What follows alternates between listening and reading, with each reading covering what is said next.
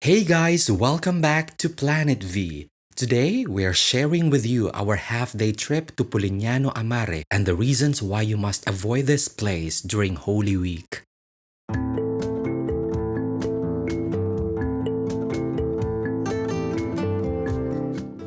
If you've ever seen photos of Polignano Mare, you've probably imagined a quiet whitewashed town perched above turquoise cliffs. We arrived on Easter Sunday and reality looked very different. Every street was packed, the viewpoints were full, and even finding a space to stop for a photo was a challenge. Lesson learned.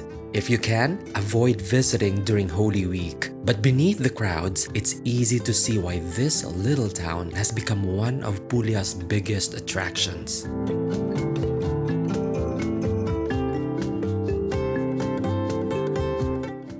From Largo Gelso, the coastline opens up beautifully. The white houses seem to grow directly out of the cliffs, creating one of those landscapes that almost looks too perfect to be real.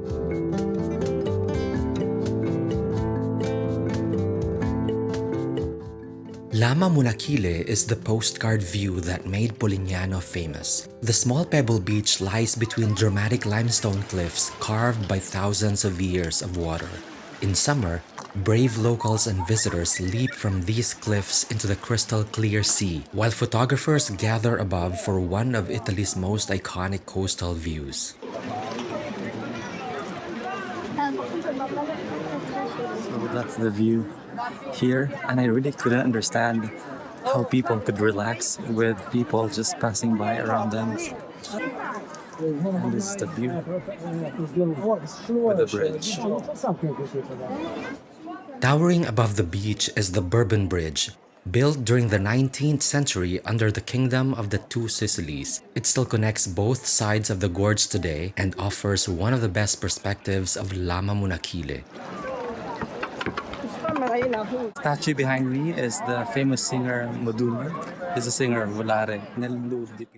Standing proudly with open arms is Domenico Modugno, the singer who gave the world Volare. Born right here in Polignano Mare, he became one of Italy's greatest musical icons. Hearing someone sing Volare beside the statue almost feels like an unofficial tradition, and somehow it fits perfectly. This is the Marquesale Arch, once the main entrance to the medieval town. For centuries, everyone entering Polignano passed through this very gateway, stepping from the outside world into a maze of narrow streets overlooking the Adriatic Sea. The streets eventually open into Piazza Vittorio Emanuele II, the heart of modern Polignano. Cafes, restaurants, and locals all gather here, making it the perfect place to pause before wandering deeper into the historic center.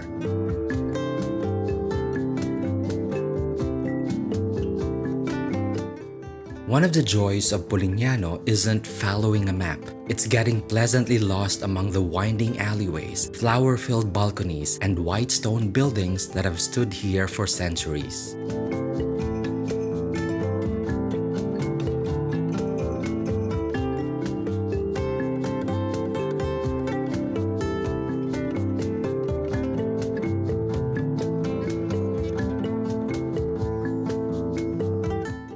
As you wander through the old town, you'll notice something unusual. Poems and short reflections appear on staircases, walls, and doorways. Many were created by local artist Guido il Flaneur, turning the streets themselves into an open-air gallery of words.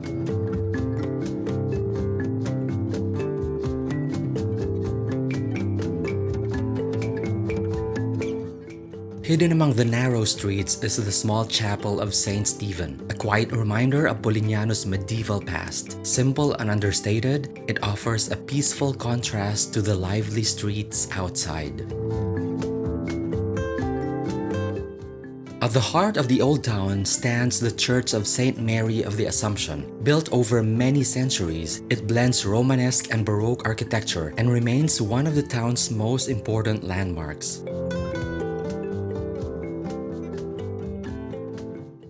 It's impossible to forget that this is the hometown of Domenico Modugno. Throughout Polignano, you'll find verses from Nel blu dipinto di blu, better known around the world as Volare. It's a simple but beautiful tribute to the song that became one of Italy's greatest cultural exports. Yes. If you want to visit Polignano a Mare, choose a quieter season. The beauty of this cliffside town deserves to be enjoyed slowly. Even on one of the busiest weekends of the year, it was easy to understand why so many people fall in love with this corner of Puglia. So guys, we just finished visiting Polignano a Mare. It took us around how many hours? Maybe 2. 2 hours as well. It's quite small actually. Yes. But the thing is, I don't know, maybe because it's Easter Monday, the area is so packed with locals. Hard to find, first of all, parking. But in any case, if you come here and it's hard to find a parking, there's a parking near the cemetery, which is for free. If you are just doing this coastal area visit, I think it's still worth a visit. And we don't know actually on regular days if the place is that crowded. And also that beach. There are better Italy. beaches in Philippines. Of course. Anyway, thank you for joining us. And we'll see you on our next stop, which is gonna be Bari. Ciao. Ciao.